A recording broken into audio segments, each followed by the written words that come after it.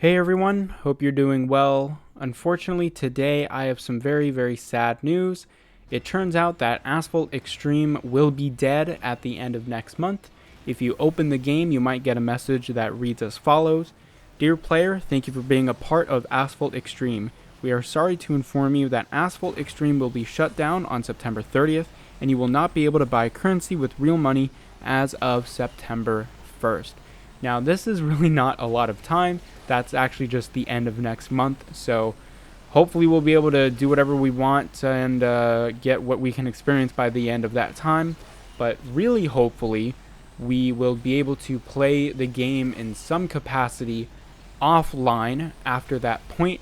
Now, I haven't heard of anything. I haven't seen any update or plans to allow this functionality within the game.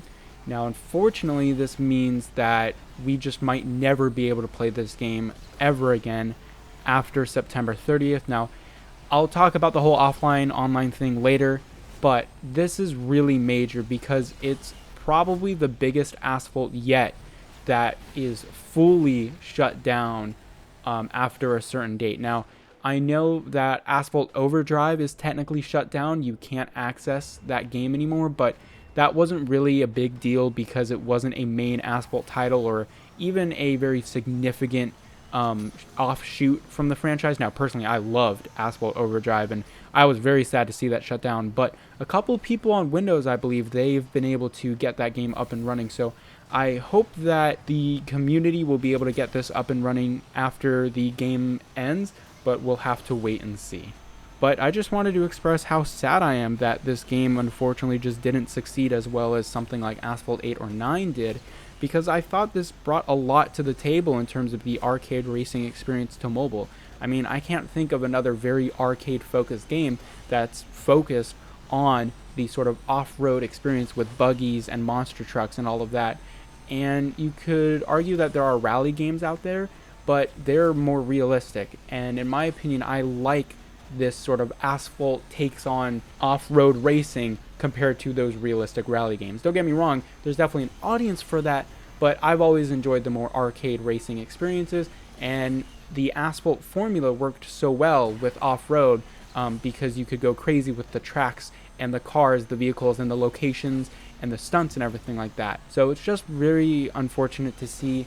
Now, unfortunately, this game, because you can't get into the game if you don't have a connection, it means that I'm pretty sure by shutdown, they mean you won't be able to get into the game. I'm really hoping that that's not the case. I'm hoping you could still at least access things like the career mode, but that might not be the case, which is very sad because, in my opinion, there's no reason why they couldn't do that. I realize that it might require some rewriting of the code or whatnot, but I can't imagine it being way too much effort to just let people access the career mode offline, because that would be such a great way to archive a game. And it's a really interesting discussion to talk about because there are movie archive projects, there are game archive projects, there are entire internet archive projects. You can download the old Asphalt games and a bunch of mobile games that are delisted from the App Store. And those you can still access because at the beginning of mobile gaming, the majority of games were offline in terms of accessibility, so you didn't need an internet connection to play them. But now we start to bring up a new conversation of how are we supposed to play these games that require a connection to the server. Now, I don't know a lot about modifying games, especially on the Android side, but I'm hoping that this will be an opportunity for people to mess with the game and hopefully let us play the game after it's gone, because there is definitely some value in accessing old games, not only for nostalgia's sake, but looking back and seeing what worked in a game and what didn't. And Asphalt Xtreme is a very weird case of that because I thought the gameplay itself was very good, but of course it was surrounded by Asphalt's biggest pay-to-win push ever, in my opinion, and it even brought the blueprint system and the oil system and all of that, which eventually made it to Asphalt 9 in its various forms. So there's a very weird discussion to be had about how to archive this type of game and how can we play it, and should we play it after it's been delisted? Should developers give us the ability to play these games. And of course, my opinion is yes. I think there's a lot of value in playing these older games, even after, you know, they've been gone in people's memories for a very long time.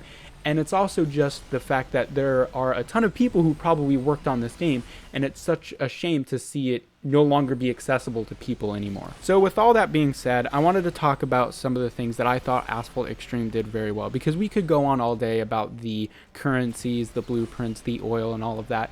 But when I first saw the teaser trailer where it had the monster truck doing the barrel roll on Twitter, that just blew my mind. That was one of the coolest things I've ever seen. Now, I had a game when I was younger called MX vs ATV, and it just reminded me of that franchise and that game itself, of just having fun messing around off-road and having a blast in these cool cars like a monster truck, these SUVs, pickup trucks, buggies, and all of that, and just having a really fun time. And that was the experience that I got from Asphalt Xtreme over these past years. Now, again, you run into the pay-to-win stuff, and that did hamper the experience, and there might be cars in this game where I might never be able to play with them ever, which really sucks because, you know, I would have loved to play with the version of the Corvette they have in this game, but I might never be able to do that, which is really disappointing. But nonetheless, within the gameplay itself, I thought it was very fun, and I had a lot of great times just messing around, and I upgraded my Perlinelli, I think it's called, to rank 50, which is my best car in the game, and just having great laps in that car, doing really awesome stunts, especially on the new modified Alps track. That was really cool. Detroit was a great track as well, and it just offered these unique experiences that you couldn't get in other Asphalt games. Now, I know there was controversy around the new physics system, but honestly, it made the cars feel bouncy and more alive. They didn't stick to the ground like they did in previous Asphalt games. There was a lot of freedom that I felt was in this game because the tracks were very open. You didn't have to go on very specific lanes.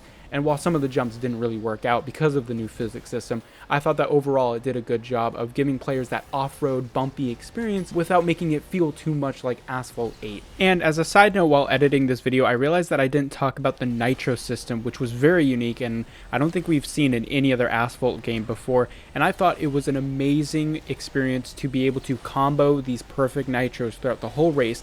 And overall, this made races extremely, get it, satisfying to compete in when you had good nitro efficiency cars, when you were able to chain together these perfect nitros for a very long time, and getting the power to increase ever so slightly every time you got a perfect nitro was just extremely satisfying. That's just the best way I could put it. Now, combine that with the graphics, which I still think hold up very well today, and a really, really good soundtrack. In my opinion, the first edition of the soundtrack is better than the second edition. Now, if you didn't know, they did change out the soundtrack, I think about 2 years ago maybe, and where they changed a lot of the songs. I thought the first edition of that was better than the new edition, but honestly, I think both were pretty good, and both, in my opinion, are better than Asphalt 9 soundtrack.